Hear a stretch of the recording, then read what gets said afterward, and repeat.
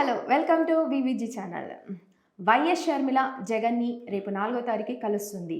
ఏం చర్చ జరుపుకుంటారు, ఎందుకు కలుస్తుంది అనేది మనతో ఉన్న శ్రవణ్ గారిని అడిగి తెలుసుకుందాం. నమస్తే సార్. నమస్తే. వైఎస్ షర్మిల తన పార్టీ నుండి కాంగ్రెస్కి మెర్జ్ చేస్తుంది. ఇదొక వైపు అయితే, ఇంకొక వైపు తన కొడుకు పెళ్లి ఫిక్స్ అయింది. ఆ పెళ్ళికి వాళ్ళ అన్నని పిలుస్తుందా? ఇంకొకటి ఏంటంటే రేపు 4వ తారీఖు వాళ్ళ అన్నని కలుస్తుందనే వార్త. మరి పెళ్ళికి పిలవడానికి వెళ్తుందా, లేక కాంగ్రెస్ దాని పార్టీ గురించి మాట్లాడడానికని వెళ్తుందా? ఏంటో మీ మాటలో చెప్పండి. తెలంగాణ ఎన్నికలప్పుడే షర్మిల తన పార్టీని కాంగ్రెస్లో మెర్జ్ చేస్తుంది అని ఎన్నికలకు ఒక 4 నెలల నుంచి రకరకాల వార్తలు విన్నా, చర్చలు జరిగినా కూడా చివరికి ఎక్కడో ఈక్వేషన్ కాడ బేరం కుదరకని కూడా చెప్పొచ్చు ఇంకో భాషలో. అదైతే క్యాన్సిల్ అయింది. ఇక్కడ మెయిన్గా ఎందుకు వచ్చింది అలాంటి కండిషన్ అంటే, కాంగ్రెస్ అధిష్టానము ఇక్కడ తెలంగాణలో షర్మిలకు స్థానం లేదు. ఆమె అడిగేటువంటి స్థానాలు ఖమ్మం జిల్లాకు చెందినటువంటి స్థానాలను అడుగుతుంది. ఖమ్మంలో పొంగులేటి శ్రీనివాసరెడ్డి గారే మనం మాటిచ్చి తీసుకున్నటువంటి ఆర్థిక బలంగా ఉన్నటువంటి వ్యక్తి. పైగా క్యాడర్ కూడా బలంగా ఉంది. షర్మిలకు క్యాడర్ లేదు, సానుభూతి ఓటు మాత్రమే ఉంది, క్యాడర్ లేదు. పటిష్టమైన నాయకునికి ఇంకొక నాయకురాలు సమవుజ్జి ఉన్నటువంటి నాయకురాలను ఒకే జిల్లాలో పెట్టితే ఇక్కడ పొసగదు. ప్లస్ శ్రీనివాసరెడ్డి గారు కూడా ఒప్పుకోరు. కాబట్టి పార్టీ గెలిచే అవకాశం ఉన్న పార్టీని దెబ్బతీసుకోవడం ఇష్టం లేక, ప్లస్ కాంగ్రెస్ పార్టీ ఈమె జగన్మోహన్ రెడ్డికి ఆపోజిట్గా కాంగ్రెస్ పార్టీలోకి అక్కడ పోటీ చేయిస్తే కాంగ్రెస్ పార్టీ పునర్జీవనం వస్తుందని అప్పుడు వీళ్ళు కాంగ్రెస్ నుంచి డిమాండ్ చేస్తే, నేను ఆంధ్రప్రదేశ్ ఎన్నికల్లో జోక్యం చేసుకోను, నాకు ఆంధ్రప్రదేశ్ అక్కర్లేదు, తెలంగాణే కావాలని పట్టుపట్టి కూర్చున్నప్పటికీ వాళ్ళు మాత్రం ఇలాంటి ఒక్క మెట్టు కూడా దిగినట్టుంది. చివరికి మెర్జ్ అనే అంశాన్ని ఎగ్గొట్టేశారు. దాంతో తప్పని పరిస్థితులు మేము ఒంటరిగా పోటీ చేసే ప్రయత్నం చేసినా కూడా చివరికి మళ్ళీ రాజీ కుదిరి పోటీ నుంచి విరమించుకుంది. ఒక రకంగా మెర్జ్ చేసినట్టే చెప్పొచ్చు. సో కాంగ్రెస్ గెలుపుకు సహకరించింది. ఇప్పుడు ఈ ఎన్నికలు అయిపోయిన తర్వాత ఆంధ్రప్రదేశ్ ఎన్నికల్లో ఏమని కాంగ్రెస్ తరఫున మెర్జ్ చేయమని, పోటీ చేయమని రకరకాల చర్చలు జరుగుతున్నాయి, సంప్రదింపులు జరుగుతున్నాయి. వాస్తవానికి మనకున్నటువంటి సమాచారం వరకు జరుగుతున్న పరిణామాల క్రమం చూస్తే షర్మిల పార్టీని మెర్జ్ చేయడానికి సంప్రదింపులకు ఒప్పుకుంది. సంప్రదింపులు జరుగుతూనే ఉన్నాయి. తన కింది స్థాయి కార్యకర్తలతో కూడా కన్సల్టింగ్ చేసింది. ఆ విషయం కూడా చెప్పింది.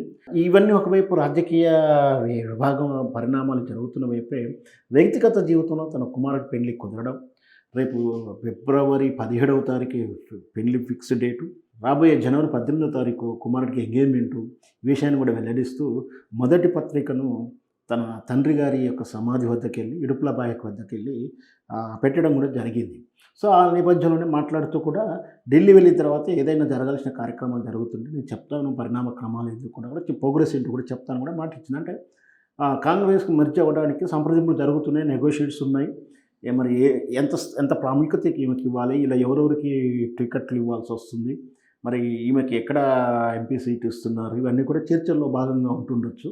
సో మొత్తం మీద అక్కడ జగన్మోహన్ రెడ్డికి పాజిటివ్ ఓటు శాతాన్ని దెబ్బతీస్తానికి షర్మిల బాణాన్ని వాడడం అనేది నిజంగా కూడా ఒక మంచి రాజకీయ ఎత్తుగడ. దీనివల్ల జగన్మోహన్ రెడ్డికి నష్టం.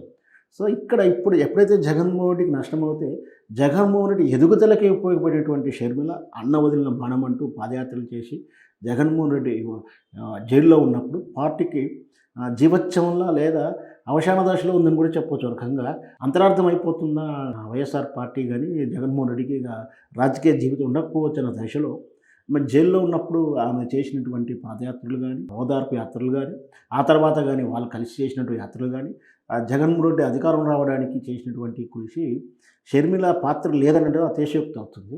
షర్మిల పాత్ర ఖచ్చితంగా ఉంది. ఆమె షేరు ఏమో బిగ్ షేర్గా చెప్తుందని చెప్పవచ్చు మనం. అయితే ఎందుకో వాళ్ళ కుటుంబ నేపథ్యంలో వాళ్ళ మధ్య విభేదం వచ్చింది. అది ఎందుకు వచ్చింది? రాజకీయ పెత్తనం వలన, రాజకీయాల జోక్యం వలన, లేదా ఆర్థిక విషయాల్లో అనేది ఇంతవరకు క్లారిటీ లేకుండా రకరకాల ఊహాగానాలు కలుగుతున్నాయి. కానీ మొత్తం మీద ఏంటంటే ఒకే కుటుంబం నుంచి 2-3 రాజకీయ కేంద్రాలు ఉంటే భవిష్యత్తులో నాకు ప్రమాదం అని గడిచినటువంటి ఇతర పార్టీలలో జరిగినటువంటి, ఇతర స్టేట్లో జరిగినటువంటి ఉదాహరణ దృష్ట్యా జగన్మోహన్ రెడ్డి షర్మిలకు, మీరు నన్ను గెలిపించే బాధ్యత, నాకు కావాల్సిన సహాయం చేసి పెట్టారు, ఇంతవరకు చాలు, మీ క్యారెక్టర్ అయిపోయింది, క్యారెక్టర్ కట్ అని చెప్పి సీరియల్లో సినిమాలో చేసినట్టు ఈమె జగన్మోహన్ కట్ చేసినప్పుడు ఈమె అవసరం తీరింది కదా, నన్ను బయటికి వెళ్ళగొట్టాను, ఒక నెగిటివ్ ఫీలింగ్స్తో ఉన్నదని ఒక ఆంతరింగులు చెప్పినట్టు విషయం. సో మొత్తం మీద వీళ్ళిద్దరికి వ్యత్యాసం రావడంతో తల్లి కూడా దూరమైనట్టుగా తెలుస్తుంది సమాజం. అంటే జగన్మోహన్ రెడ్డికిను తల్లి విజయమ్మతోటి కానీ సత్సంబంధాలు లేవు. అంటే వైరం అయితే లేదు కానీ సత్సంబంధాలు లేవు అన్నట్టు కూడా మనకు సమాచారం. అంటే వాళ్ళ పార్టీ ఆంతరికంగా ఓకే. చెప్పడం కానీ జరిగే పరిణామక్రమంగా అర్థమవుతుంది తీరు. సో వెరసి ఏంటంటే అన్నకు ప్రత్యేకంగా ఎదుటిగా అంటే అన్నకు ఓడించడానికే ఈమె కంకణం కట్టుకొని పనిచేస్తుందని స్పష్టంగా అర్థం. ఏంటంటే వీళ్ళిద్దరికి పడతలేదని క్లారిటీ ఉంది. కానీ ఇదే సమయంలో రాజకీయాలు ఇంత వేడెక్కుతున్న తరుణంలో అంటే అన్న పదవి పోవడానికే ఈమె కారణమవుతున్న తరుణంలో మన ఇంట్లో పెళ్ళవుతుంది. పచ్చని కార్యక్రమం జరుగుతుంది. మనం పచ్చతోరణం కట్టుకున్నాం అంటారు. సో వాళ్ళు కృష్ణుడైనప్పటికీ సరే శుభకార్యం జరుగుతున్నప్పుడు మరి ఏకైక మేనమామ అవుతాడు. మరి మేనమామ పెళ్ళికి పిలుస్తుందా పిలవదా? పిలిస్తే వస్తాడా రాడా? పెళ్ళికి వస్తే కార్యకర్తల అభిమానాలు ఎట్లాంటి అర్థాన్ని ఇచ్చినట్టు అవుతుంది? తప్పుడు సందేశం ఇచ్చినట్టు అవుతుందా? అంటే వీళ్ళిద్దరూ ఒకటే కానీ మన ఇద్దరం అభిమానులు పార్టీ కార్యకర్తలు కొట్టుకోవాల్సి వస్తుందా? అంటే వీళ్ళిద్దరు కలిసి నాటకం ఆడుతున్నారు. ఇట్లాంటి అర్థాలు వస్తుంటాయి కాబట్టి వెళ్ళాలా వద్దని వాళ్ళు ఆలోచిస్తుంటారు. ఈ నేపథ్యం అసలు ఈమె పిలుస్తుందా పిలవదని ఒక చర్చ కూడా జరిగింది. అయినప్పటికీ రాజకీయాలు కుటుంబ నేపథ్యం కుటుంబ నేపథ్యం అంటూ ఆమె ముందుకెళ్ళి జగన్మోహన్ పిలుపు కోసం పెళ్లి పిలుపు కోసం కాడివ్వడానికి తాడేపల్లికి వెళ్తున్నట్టు సమాచారం. అక్కడ అపాయింట్మెంట్ కూడా తీసుకున్నట్టు కూడా మనకు సమాచారం ఉంది. సో వేరేసి వాళ్ళిద్దరూ కలుస్తారు. కలిసిన తర్వాత మరి రాజకీయాలే మాట్లాడుకుంటారా? ఇంటికి సంబంధించిన వ్యక్తిగత ప్రేమాభిమానాలే పంచుకుంటారా? ఎందుకంటే ఎంత శత్రువైనా సరే ఎంత విభేదాలున్నా ఇంట్లో మంచి కార్యక్రమం, పెద్ద ఫంక్షన్ జరుగుతున్నప్పుడు మనం గ్రామీణ వాతావరణంలో చూస్తాం ఊర్లో కూడా. ఎవరైనా సరే ఎవరింట్లో కార్యమైతే ఒక మెట్టు దిగి వాళ్ళే పిలుపునిస్తారు. ఇలా పెద్ద మనిషితో పిలిచినప్పుడు ఎదుటి వ్యక్తి రాకపోతే వాది తప్పు అవుతుందని. సో పగలు ప్రతీకారాలు పక్కకున్నా కూడా కక్షలు పక్కకున్నా ఒక శుభకార్యం జరుగుతున్నప్పుడు లేదా ఒక ఆపద సమయంలో తోడు ఉండాల్సిన బంధువులు ఉండాలి ఉంటుందని మన సమాజం యొక్క సూత్రం. సో ఆ విధంగా జగన్మోహన్ వెళ్తాడా? ఒకవేళ అలా వెళ్తే ప్రజలకు ఏమో సందేశం ఇస్తుంది. ఎందుకంటే రేపు ఎన్నికల నేపథ్యంలో చాలా క్రూషియల్ పీరియడ్. ఈసారి జగన్మోహన్ రెడ్డి గెలవాల్సిన పరిస్థితి. ఎందుకంటే చంద్రబాబు నాయుడిని రకరకాలుగా ఏ విధంగా అయితే ఓడగొట్టినా తర్వాత కేసులు లేక ఇబ్బంది పెట్టినా రేపు పొరపాటున ఓడిపోతే మళ్ళీ అవి తిరిగి ఈయన ఫేస్ చేయాల్సి ఉంటుంది. ప్లస్ ఈయన సంక్షేమం బాగా చేశాను తప్పని పరిస్థితుల్లో గెలుస్తారని నమ్మకం ఉంది. సో దానికి వాంటింగ్లో గెలిచే స్కోప్ కూడా ఉంది. అక్కడ సర్వే ప్రకారం అయితే ఘోరంగా ఓడిపోతారని అయితే సర్వేలు చెప్పట్లేవు. సో అట్లాంటి విషయంలో దాని వ్యతిరేక ఫలితాలు రాకుండా చూసుకోవాల్సినటువంటి ఆలోచన అయితే ఖచ్చితంగా జగన్మోహన్ రెడ్డి చేస్తాడు. సో మరి రేపు ఏం కలుస్తారు, ఏం మాట్లాడతారని మనం అందరం విశ్లేషణ చేయాలి, అంచనా వేయగలుగుతాం. కానీ నిజంగా ఏం జరుగుతుంది ఇట్లాగే జరుగుతుందని చెప్పలేము.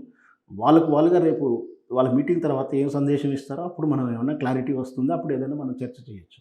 ఓకే. Thank you sir. విన్నారు కదండి. రేపు 4వ తారీఖు వైఎస్ షర్మిల జగన్ని కలవడానికి వెళ్తుంది.